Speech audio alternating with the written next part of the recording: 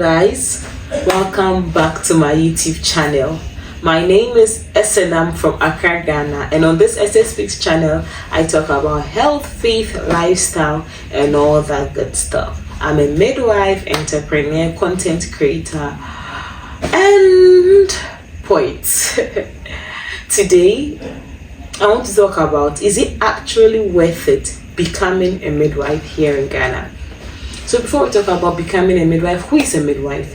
A midwife is an individual who has gone through the requisite training according to the license regulations in his or her country and is licensed to practice. A midwife takes a woman through preconception care, prenatal care, through to postnatal care, and as a whole offers care to not just to the woman, to her unborn child and to her family at large. Yeah, we provide holistic care.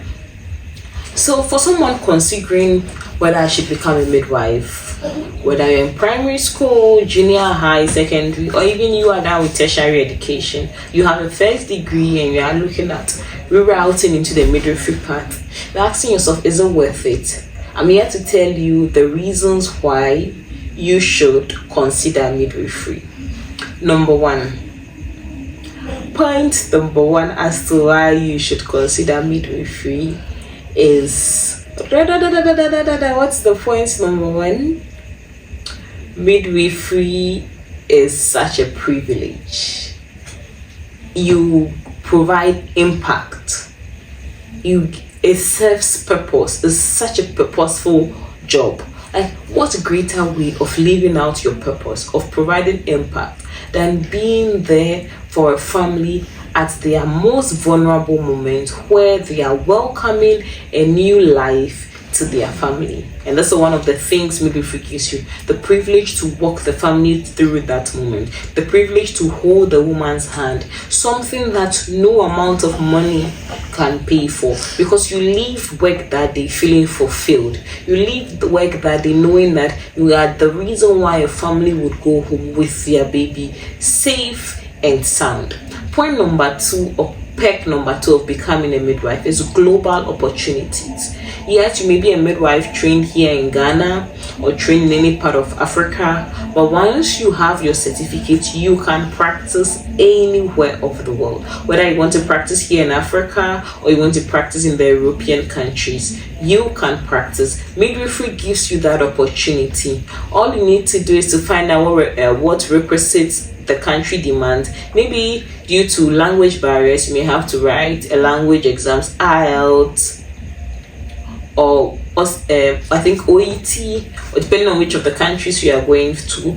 But you are not going to write another first degree exams. No, you're not going to go back to school. You, with the degree or with the certificate you came with from your country, are enabled to practice there. Point number three, midwifery teaches you life skills beyond the job. Midwifery makes you more compassionate, it makes you empathetic, midwifery makes you more patient, and this is something you cannot learn from any other job. It's not something that you can buy in the market. These are life skills that helps you beyond the job, even in your relations with people. The skills you gain from being a midwife enables you to relate better with people. What are the other perks of becoming a midwife? You get to create lifelong bonds with family. You get to create lifelong connections with family. You welcome their first child. You may be the one there when they are welcoming their second child. You may be the one there when you are welcoming their third child, and whatnot. You get to advocate for women because you have practiced with women, or you have stayed with women.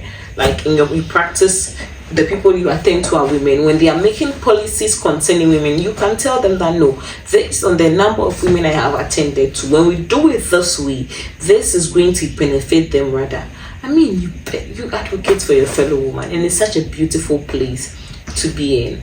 Very, very, very, very, very beautiful job to do. Very, very beautiful job to do. Now, what then are the cons of midwifery? But before we do that, I want to talk about something, the autonomy midwifery gives. Most times and in most places, if it's at least in my part of the country, I know it works with other parts of the country. Some countries, I know the midwives work hand in hand with the obstetrician gynecologist. But midwifery training gives you also a level of autonomy where if it's a non-complicated pregnancy and a non-high risk pregnancy or labor, the midwife has the autonomy to attend to the woman from preconception through antenatal to delivery to postnatal. In some places, the woman may not have to see the doctor all through. The midwife alone is capable enough to handle her through these various stages. Now, what are some of the cons? It's very difficult to balance work-life. The work-life balance can be difficult because unlike the straight 9 to 5 people, you don't have a straight 9 to 5. You go to work in the mornings, in the afternoons, or at night and do 12-hour shifts. You are not assured of weekday and weekend off. You also not assured, even the weekdays, your off days are not on fixed days that you can plan that on Thursdays we are going to have a family get together. No. And then when your family members are getting married, when there are funerals, when there are holidays that you must celebrate with your family, there are celebrations, you may not be available because your shift, unlike a 9 to 5 is not fixed. Also, midwifery is not a quick get rich scheme.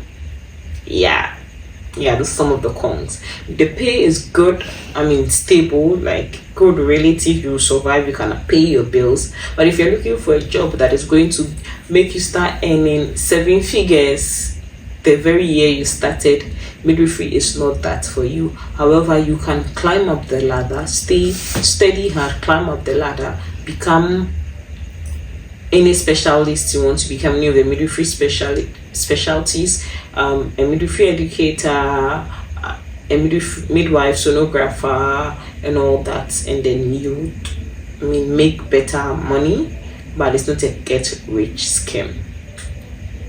Midwifery also is one of the most emotionally daunting fields. This is because, and as much as we wish that all and hope that all our pregnant women come out with baby and mother, it's not always the case. Sometimes we lose the mother, sometimes we lose the babies, even sometimes we lose both, which is such an emotional, draining place to be in. However, you would have to care for the next client. So whether you lost your previous client or you lost the baby of the previous client, you have another patient waiting for you. And your loss from the previous patient should not affect the way you deal with the next patient. You have to give your all, and it's not such a great place to be in. Also, there can be lawsuits because you're taking care of human beings and you're taking care of them at their lowest.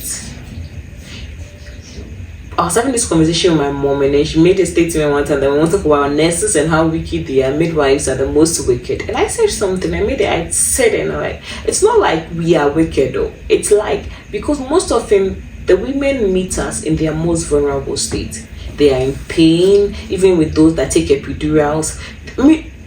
Childbirth is not one of them. It's not a shopping mall that you can carry your baby and go, no. It's an emotionally draining place to be. Hormones are all over the place. Emotions are flying around. It's such a vulnerable place to be. Such a humbling place to be. So the women are already in a vulnerable state. So the most littlest of things can be seen or interpreted in another way, and it can be escalated. So if you want to become a midwife, you must, one, know how to interact with the women even in their most vulnerable states. That way you do not become someone that finds yourself dealing with lawsuits left, right, center. But would I recommend you to become a midwife? I will. Not because I am a midwife, but someone who actually wanted to become a medical doctor, but somehow found myself in midwifery. I'll tell you that this job is one of the greatest things that could happen to anybody. It's one of the best gifts that you could have, the greatest gift of being responsible for the birth of a life, or being responsible for bringing life to a family. And then being an advocate for the woman, being empowering the woman, you get global recognition, you get to continuity of care, you get to stay with the woman, preconception, conception, preconceptive conception, which means the prenatal care, then labor, and then postnatal care. I'd like to know in the comment section where you are watching from, which stage of life you are in, why you considered being a midwife, and for those in midwifery training schools or universities, how has the training been so far? How has the journey to midwifery been? Do you regret it? Do you look forward to being the one to hold the hand of many women as they welcome, and many families as they welcome their new member? And for midwives, those practicing as midwives, how has the journey been? Do you regret it? How many years have you practiced? Would you recommend it to somebody? How has the career advancement journey been for you? And would you want to leave a word of encouragement to the upcoming midwife? This has been such an encouraging video. This has been a beautiful video. I mean, one of the videos on my channel that I think I enjoyed making the most. Thanks for watching thus far. Till next time. Tada. It's your girl, SA Speaks.